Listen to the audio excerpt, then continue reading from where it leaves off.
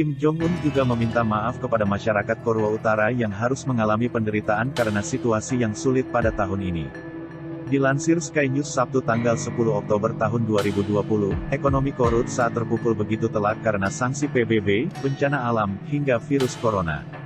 Namun tahukah kamu, dibalik memperhatinkannya hidup di Korut, sang pemimpin malah memiliki sejumlah kemewahan yang gak main-main. Ternyata Kim Jong Un punya istana mewah dan 1.000 pesawat.